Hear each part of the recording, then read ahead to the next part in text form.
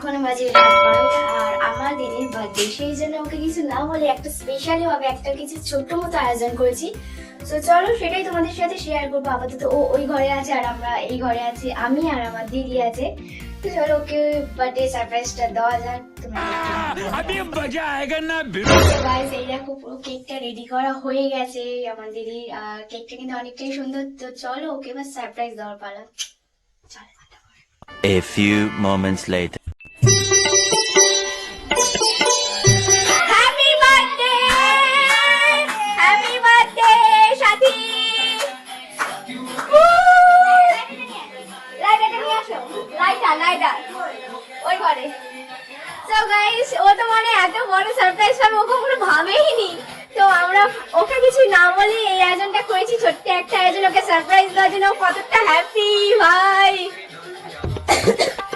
চল রে cake cut, জ্বালা ওটা। ওরে ভাই রে ভাই, হ্যাপি বার্থডে। নে চল তাদের ফটোটা তো।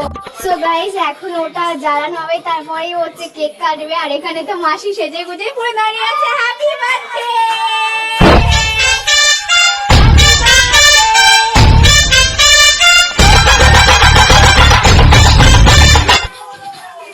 হ্যাপি বার্থডে সাথী। চল কেক খাওয়া, দিদিকে কেক খাওয়া, মাসিকে কেক খাওয়া।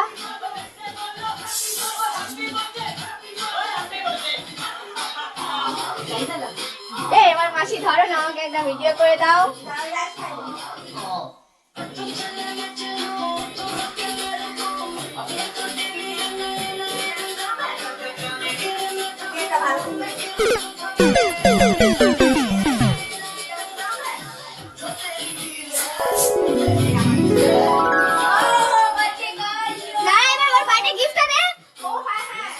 বসো বসো বসো বসো। গাইস এখন হচ্ছে আমি বার্থডে গিফটটা দেব। তো চলো একটা স্পেশাল গিফট, ইউনিক গিফট যেটা নেওয়ার জন্য তোমরা দেয়। চলো এবার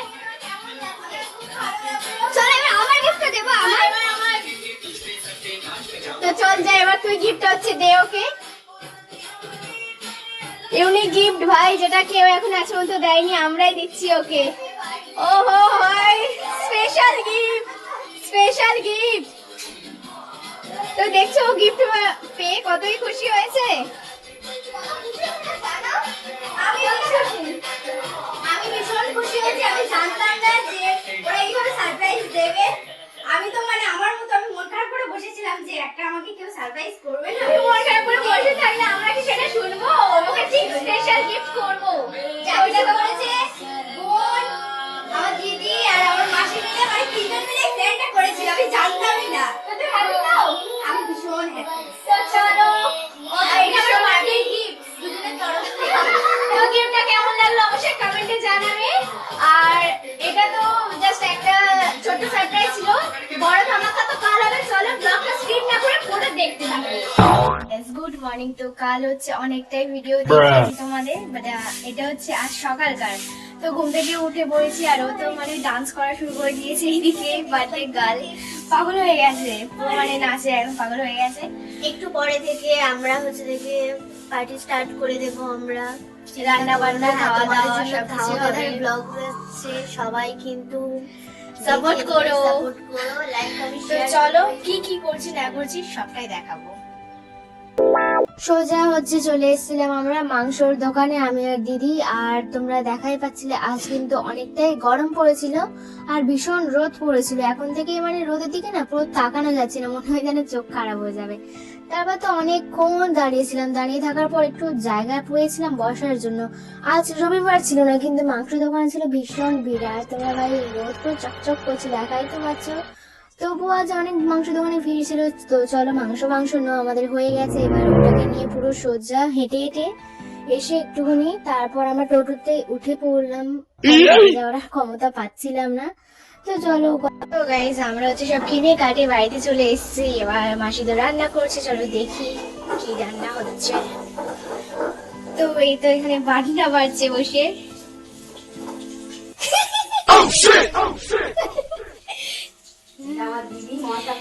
দিদি মশলা করছে। আর তুমি কি করছো? এখন হচ্ছে বিরিয়ানি হচ্ছে, তার আলুটা ভাজা হচ্ছে সবে সবে আলু ভাজা হচ্ছে। আলুটা বেশি সিদ্ধ হয়ে গেছে, হ্যাঁ তেলটা পুড়ে যাচ্ছে।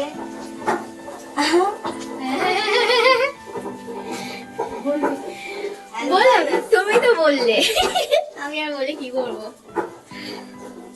হ্যালো গাইস, কটা আলু সিদ্ধ করতে হবে আমার এখন। হ্যাঁ সত্যি সত্যি আমার আলু কটা সিদ্ধ করতে হবে, কারণ অনেকটা নরম হয়ে গেছে, অনেকটা নরম হয়ে গেছে, বেশি আলুটা সেদ্ধ হয়ে গেছে। বেশি সিদ্ধ হয়ে গেছে, সিটিটা বেশি পড়ে গেছে গাইস।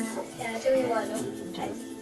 তো আমি পুরো স্নান টান করে ঠাকুরকে পুজো দিয়ে দিলাম, কারণ কি ওরা ওইদিকে সবাই কাজ করছে, একমাত্র আমি যে আছি যে কোনো কাজ বাজ করছি না।